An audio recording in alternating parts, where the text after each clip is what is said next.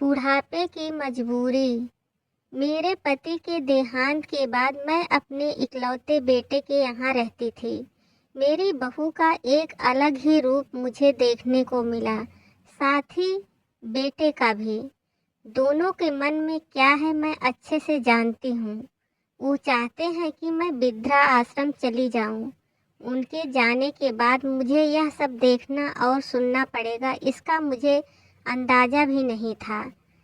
पर मैं मन मार कर अपने बेटे और बहू की बातें सुनकर भी यहाँ रहती हूँ, क्योंकि मुझे मेरे पोते और पोती दिखाई देते हैं। उनकी झलक पाकर मुझे सुकून मिलता है। मेरी बहू को कोई दिक्कत नहीं हो, इसलिए मैं घर के बाहर रहती हूँ। बेटे ने थोड़ी मेहरबानी की है तो ऊपर टीन की चादर लगवा दी है। समय समय पर थोड़ा राशन दे देता है तो मैं अपना बनाकर खा लेती हूँ। मैंने अपने बेटे को कह दिया है कि मेरी वजह से उन दोनों को कोई प्रॉब्लम नहीं होगी। बस मुझे यहीं रहने दे, इसी घर में मुझे मर जाने दे। मैं बस यही चाहती हूँ। मैं अपने आप को बहुत खुशकिस्मत समझती हूँ कि मेरे बेटे और बहू कम से कम मेरे लिए इतना तो कर रहे हैं। मेरा बेटा सुबह 9 बजे नौकरी जाता है और बच्चे भी उसी समय स्कूल जाते हैं। फिर शाम को 6 बजे मेरा बेटा वापस आता है। बच्चे 3 बजे तक आते हैं। उन्हें आते जाते निकलते देख मुझे बड़ा सुकून मिलता है। मेरे पति के दोस्त थे, उनकी पत्नी का भी स्वर्गवास हो गया है। उस समय पर वो हमारे घर पर आया करते थे। उनसे हमारे अच्छे रिश्ते थे। उनका घर हमारे घर से थोड़ी दूरी पर था। पैरों में समस्या हो गई थी, ठीक से चल नहीं पाते थे। वो बड़े दिनों बाद मेरे यहाँ आए। मुझे उन्हें देखकर अच्छा लगा।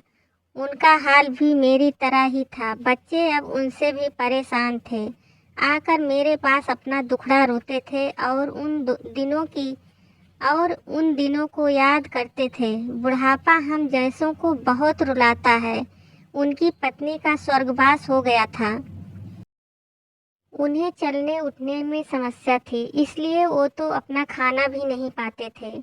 मेरे पास आए तो मैं समझ गई कि यह इतनी मुसीबत में चलकर पुराने दोस्तों के यहाँ चाय और खाने की चाह में ही जाते होंगे। उनकी भी अपनी मजबूरी थी।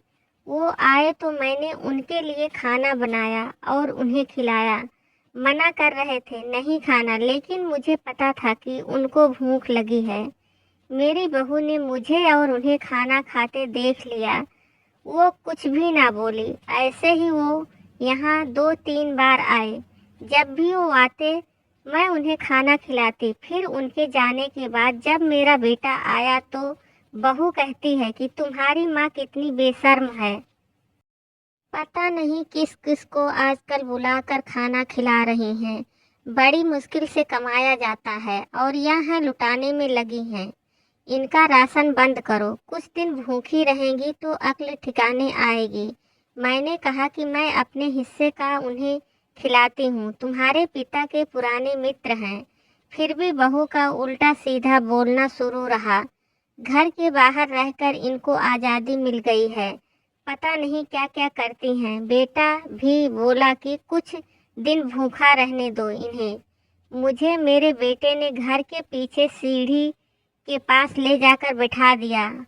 कहा कि अब यहीं बैठो। मेरे तो अब आंसू भी सूख गए थे। अगले दिन मुझे खाना नहीं मिला।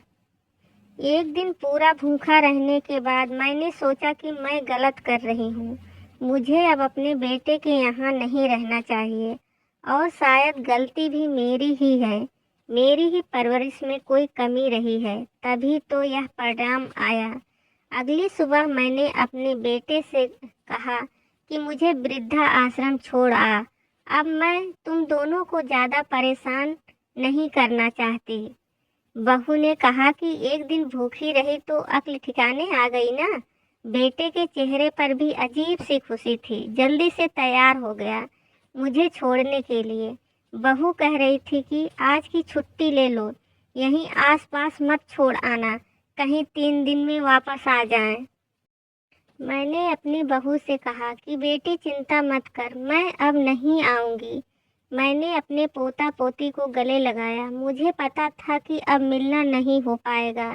बेटे को भी चाहती थी कि एक बार जी भर के गले लगा लूं, लेकिन वो बोला चलो जल्दी करो। मैंने बहू को कहा कि बेटी अपना ध्यान रखना। मेरा बेटा मुझे छोड़ आया। वहां आकर मैंने देखा कि मेरी तरह कई हैं। थोड़े दिन उदास रहते हैं, फिर सच को स्वीकार कर लेते हैं। मैं अब यहाँ खुश हूँ, कुछ काम भी करती हूँ। मैं चाहती हूँ कि ऐसा कहूँ कि ऐसा किसी के साथ ना हो, लेकिन ऐसा कब किसके साथ हो जाए कोई बता नहीं सकता। माँ बाप को ऐसे समय के लिए भी तैयार रहना चाहिए। बस बच्चों को पाल पोस कर बड़ा कर दो, उनसे कुछ उम्मीद मत रखो। माँ बाप अपने बच्चे को बड़ा करने के लिए अपनी जी जान तक लगा देते हैं, लेकिन वही बच्चे बड़े होकर माँ बाप का ख्याल बिल्कुल नहीं रखते हैं। उनका बुढ़ापा भी वृद्धा आश्रम में कटता है। ऐसे बच्चों के लिए आप क्या कहना चाहेंगे? कमेंट में ज़रूर बताइएगा।